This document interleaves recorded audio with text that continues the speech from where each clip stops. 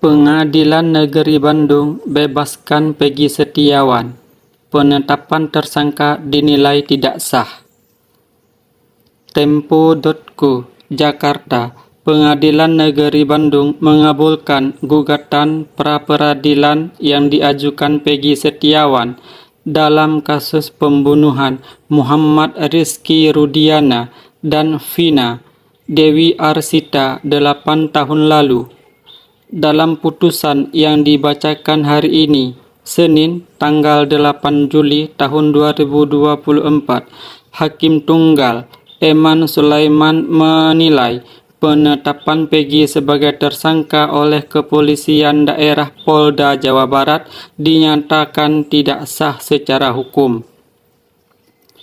Eman dalam putusannya menyatakan penetapan Peggy sebagai tersangka bermasalah. Pasalnya, polisi tidak pernah memeriksa Peggy sebelumnya sebagai saksi ataupun calon tersangka.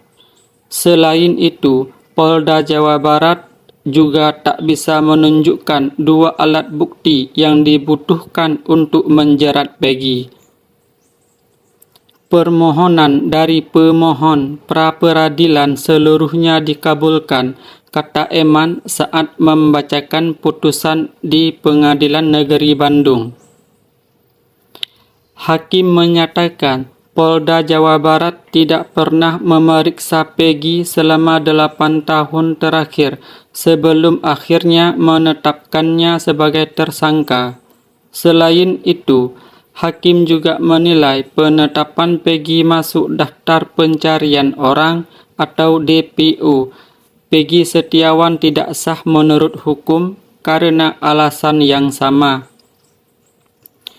Eman juga menilai Polda Jawa Barat tidak menjelaskan bukti yang rinci mengenai dua alat bukti untuk menjerat Peggy. Tim dari Polda Jawa Barat hanya mengatakan ada dua alat yang cukup dan hanya mendatangkan satu saksi ahli. Fakta di persidangan tidak ada alat bukti yang cukup, kata Eman. Dengan putusan itu, Eman memerintahkan Polda Jawa Barat segera membebaskan Peggy dan memulihkan nama baiknya. Polda Jawa Barat menangkap Peggy Setiawan pada 21 Mei tahun 2024. Saat itu, Peggy dituding sebagai satu dari 3 buronan kasus pembunuhan terhadap Vina dan Eki. Ketiganya adalah Dani, Andi, dan Peggy alias Perong. Setelah penangkapan Peggy, polisi kemudian menyatakan buronan kasus ini hanya satu.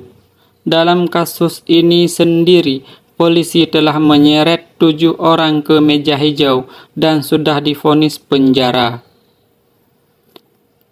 Pencarian terhadap Peggy dilakukan setelah kisah kematian Vina dan Eki 8 tahun lalu diangkat menjadi filem.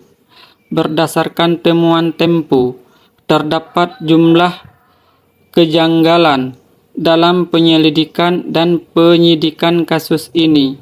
Di antaranya adalah perubahan bukti visum dan tak adanya bekas luka tusukan terhadap keduanya seperti yang diklaim oleh polisi. Kuasa hukum Peggy, Mukhtar Effendi, sebelumnya menyatakan sangat yakin jika kliennya akan bebas.